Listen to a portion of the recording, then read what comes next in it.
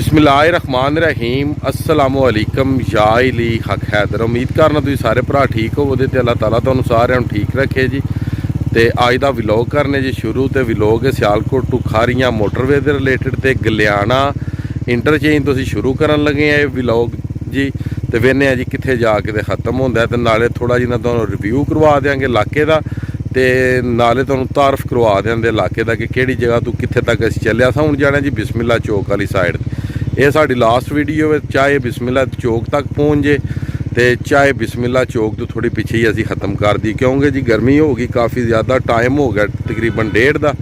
तो ये वीडियो सिर्फ तुहानू ये विखावांगे कि जिथों तक काम होया होया इस तरह का उतों तक वीडियोज़ बने दी, जिथे काम ना होया होया उत्थे वीडियो का एंड हो जाएगा जी इंशाअल्लाह।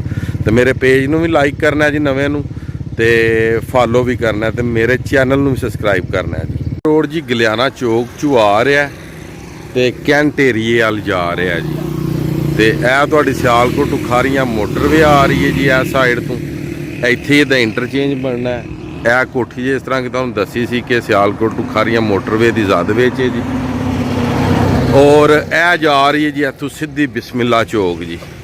यह सामने तुसीं वेख सकदे हो। जिथों तक काम होया होया उतों तक जांदे, ते जिथे काम बंद हो गया होया उत्थे वीडियो जाके ते ख़त्म कर देंगे। जिहड़ा जी टूल प्लाजे वाला सिस्टम है वो तो होवेगा जी ऐसे रोड ते ही। जिहड़ा गलियाने तो रोड आ रहा ना तो कैंट एरिया वाल जा रहा है। टूल प्लाजा तो बने दा इहदे उत्ते आ जिहड़ी जगह दी तुसीं वीडियोज़ हुण वेख रहे हो, तो मैं इस वीडियो के उत्ते बोल रहा हूँ इस जगह ते जी। जिथे किकर दा बूटा है जी, टूल प्लाजा बने दा इत्थे।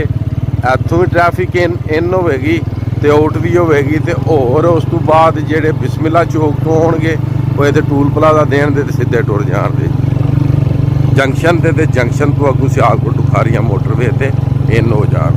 हुण जी असीं पहुंचे हैं जी बेगा, तो बेगे का जनाब कंट्रोल शैड है। इत्थों तक भी इन्हां जिहड़ा बीट आप क्लीयर कीते है। तो इस साइड ते भी तुसीं वेख सकदे हो काम शुरू है। तो हुण असीं जा रहे हैं जी बिस्मिल्ला चौक वाली साइड ते जी। तो वेने अलहमदुलिल्लाह कितों तक काम होया ते किन्ना की होया जी। चलो जी बेगा पिंड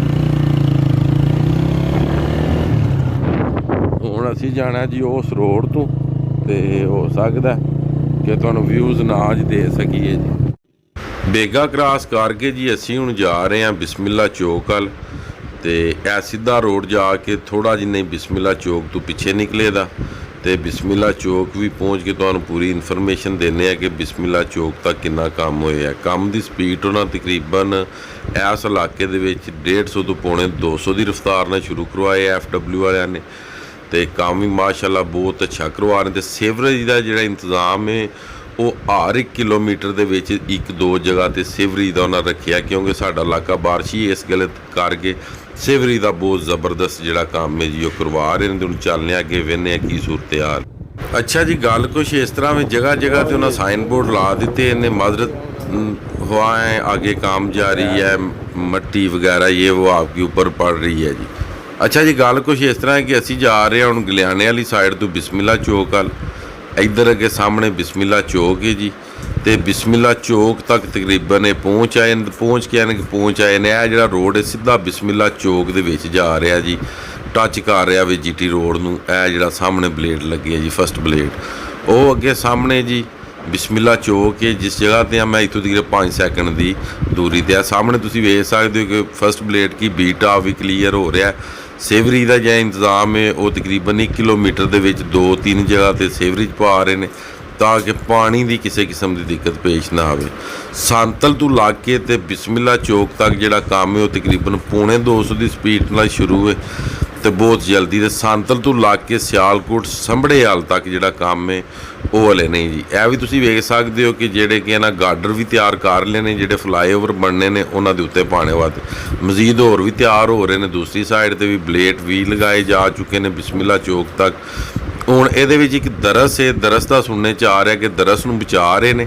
तो मे भी हो सकता है कि जिहड़ा यू मार्ट है ना जी बिस्मिल्ला चौक दे विच वो सियालकोट खारियां मोटरवे दी जद विच आ सकता है।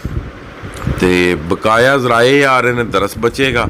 ਅੱਗੋਂ ਅੱਲਾ ਦੀਆਂ ਅੱਲਾ ਜਾਣੇ, ਕਿਉਂਕਿ ਇੱਕ ਰੋਡ ਨया ਕੱਢਿਆ ਹੋਵੇ ਦਰਸ ਦੀ ਉਰਲੀ ਸਾਈਡ ਤੋਂ ਤੇ ਇੱਕ ਕੱਢਿਆ ਨੇ ਦਰਸ ਦੀ ਪਰਲੀ ਸਾਈਡ। ਹੁਣ ਵੇਖੋ ਕਿਹੜੀ ਸਿਲੈਕਸ਼ਨ ਕਰਦੇ ਨੇ ਰੋਡ ਦੀ।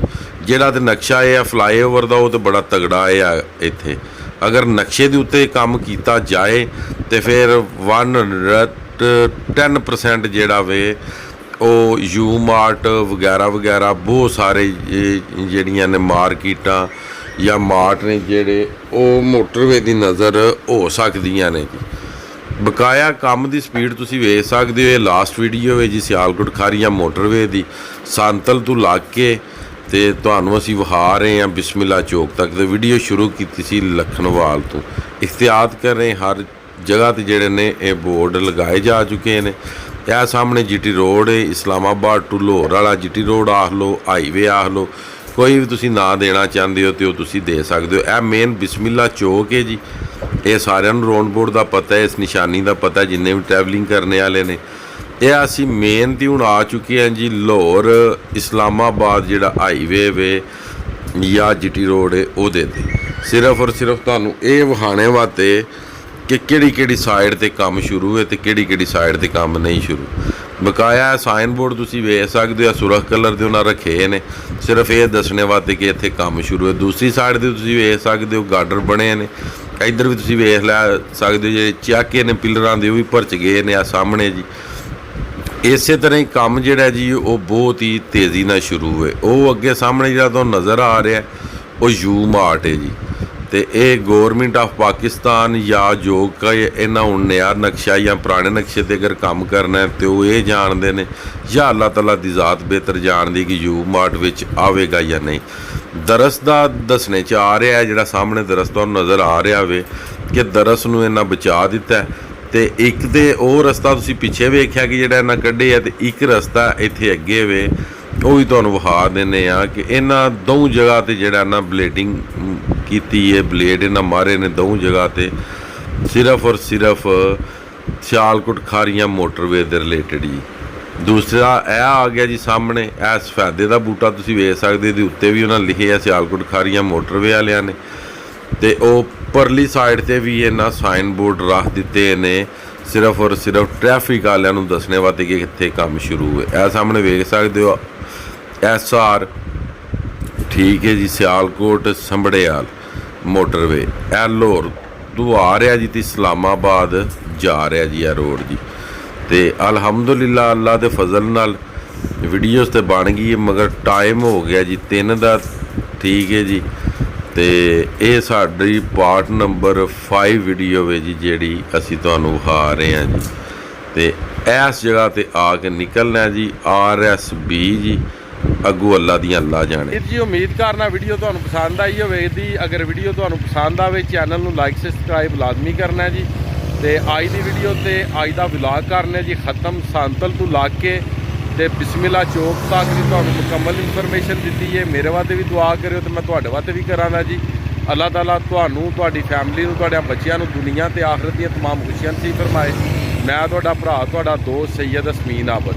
ਨੈਕਸਟ ਵੀਡੀਓ ਆਉਣੇ ਤੱਕ ਜ਼ਿਆਦਾ ਆਪਣਾ ਖਿਆਲ ਰੱਖਿਓ, ਆਪਣੀਆਂ ਹਾਜ਼ਮਾਂ ਨੂੰ ਯਾਦ ਰੱਖਿਓ ਤੇ ਇਨਸ਼ਾਅੱਲਾ ਮਿਲਨੇ ਆ ਜੀ ਕਿਸੇ ਨੈਕਸਟ